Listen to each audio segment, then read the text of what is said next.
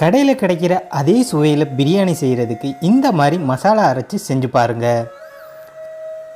வாங்க பிரியாணி மசாலா அரைச்சி சிக்கன் பிரியாணி செய்யலாம்.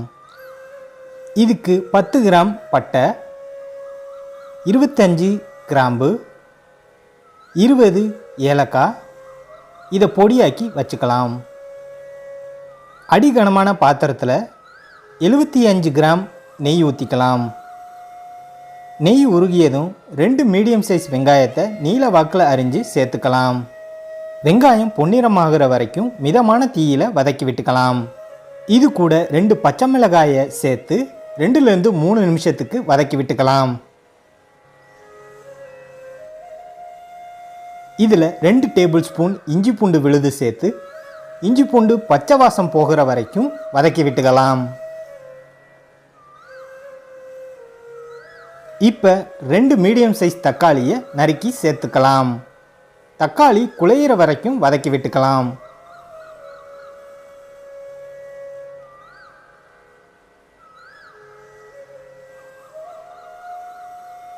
ஒரு கைப்பிடி மல்லித்தழை,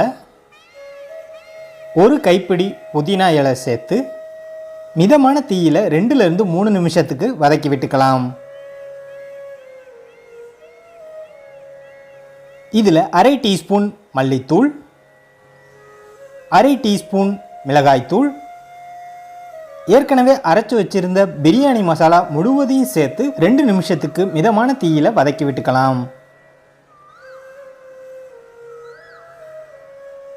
இது கூட 2 டேபிள் ஸ்பூன் அளவு தயிர் சேர்த்து 2லேருந்து 3 நிமிஷத்துக்கு குறைவான தீயில வதக்கி விட்டுக்கலாம்.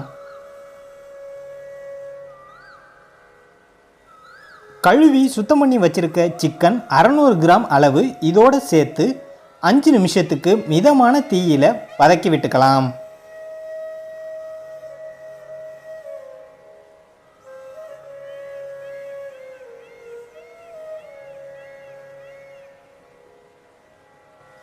ரெண்டு கப் அரிசிக்கு 4 கப் தண்ணி ஊற்றிக்கலாம்.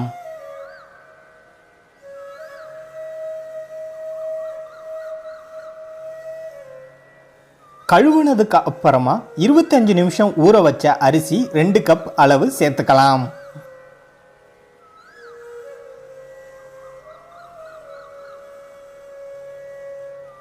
சுவைக்கு ஏற்ப கல்லுப்பு சேர்த்து கலந்து விட்டுக்கலாம்.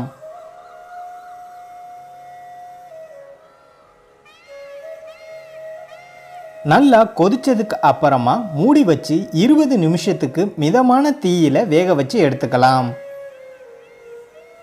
இப்போ தண்ணியும் அரிசியும் சமமான அளவில் இருக்கு.